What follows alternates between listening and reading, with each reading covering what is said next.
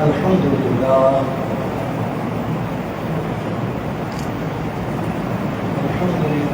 وكفى وسلام على عباده الذين اصطفى خصوصا على سيد الرسل وخاتم الانبياء صلى الله عليه واصحابه الاخيار. اما بعد فاعوذ بالله من الشيطان بسم الله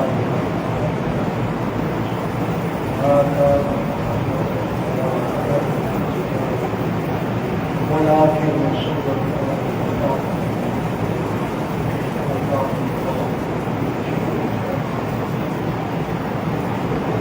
صدق الله وقال سيدنا رسول الله صلى الله عليه وسلم من خاف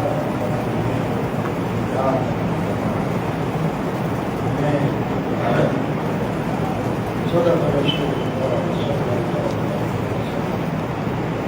ایک آیت اور ایک حدیث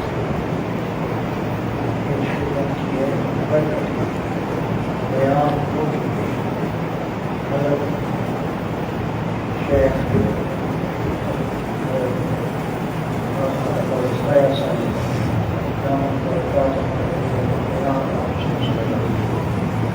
میں اس سے زیادہ کیا حل کر سکتا ہوں، لیکن یہ حل کرتا ہوں صرف کے دل سے.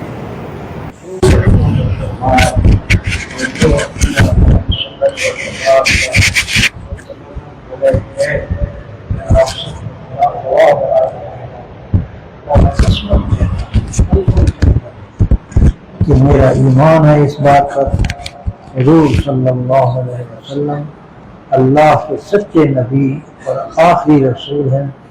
آپ کے بعد قیامت تو آئے گی لیکن نبی کوئی نہیں آئے گا، نیا نبی کوئی نہیں آئے گا. عیسیٰ علیہ السلام جو پہلے سے نبی اللہ سے ہیں وہ تشریف لائیں گے، لیکن وہ اپنی نبوت اور شریعت پر عامل نہیں ہوں گے.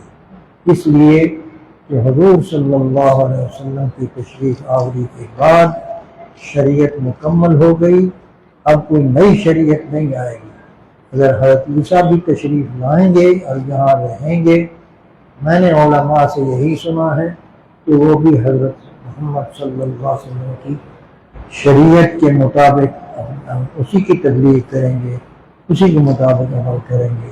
اس لیے جو اختلاف اس وقت عیسائیوں اور مسلمانوں میں ہے وہ آپ کی تشریف آوری سے امید ہے انشاءاللہ ختم ہو جائے گا، اور لوگ اسلام سے جو اہل سنت کا عقیدہ ہے اس پر متفق ہو جائیں گے. اور اسی طریقے سے حضرت مہدی علیہ الرضوان یہ جب تشریف لائیں گے تو انشاءاللہ تعالی دوسرا اختلاف کہ امام مہدی کو ہم بھی مانتے ہیں، دوسرے فرقوں والے بھی مانتے ہیں، لیکن جو صفات مہدی کی بیان ہوئے ہیں احادیث میں سب صالحین سے تو وہ اسی کے مطابق ہوں گے جو اہل سنت والجماعت کے نے بیان کیے ہیں. اور جب تشریف لائیں گے تو اور وہ خود انہی علامتوں کے ساتھ تشریف لائیں گے تو انشاءاللہ یہ دوسرا اختلاف جو شیعوں کے اہل تشیع اور ہمارے درمیان ہے یہ بھی ختم ہو جائے گا، اور یوں اسلام کی حقانیت پھر واضح ہو جائے گی.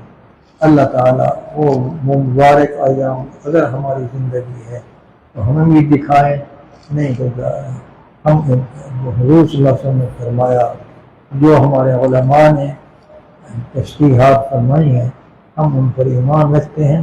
اللہ تعالیٰ ہمارا خاتمہ اہل سنت والجماعت کے عقائد کے مطابق بھی کرے، اور قیامت کے دن ہمیں ان کی صفوں میں سامنے کھڑا کرے، ان کی صفوں میں کھڑا کرے. وآخر دعوانا الحمدللہ. بسم اللہ الرحمن الرحیم. الحمدللہ رب العالمین والصلاة والسلام على أشرف الأنبياء والمرسلين سيدنا ومولانا محمد وآله وأصحابه وأتباعه أجمعين. یا اللہ ہم ایمان لائے ہیں تجھ پر بھی، تیری کتابوں پر بھی، تمام رسولوں پر بھی، اور حضور صلی اللہ علیہ وسلم پر بھی. آپ نے جو کچھ ارشاد فرمایا بعین ہی اسی طرح ہوگا.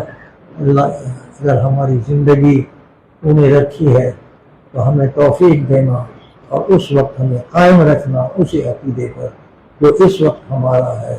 اور اگر ہمارا وقت پہلے چلا گیا تو گواہ ہے کہ ہم اپنے آقا صلی اللہ علیہ وسلم اور اپنے علماء اور شہداء اور ائمہ کے عقائد اور علم کے مطابق جو جو عقائد انہوں نے بیان کیے ہیں ہم ایمان لائے ہیں، اور اسی پر اللہ ہمیں اٹھانا. اے اللہ ہم تجھ سے سوال کرتے ہیں کہ ہمیں گمراہوں کی فہرست سے نکال دیں. یا اللہ ہمیں ہر حال میں عقیدہ اسلام کی صحیح ترجمانی ہمارے سمجھا دے اور اسی کے مطابق ہمارے عقیدے کے اندر مستقی عطا فرما اور ہمیں اہل حق کے زمرہ میں شمار کرنا. اللہم ما قضیت لنا من الامر شیئا فاجعل عاقبتہ رشدا برحمتک یا ارحم الراحمین.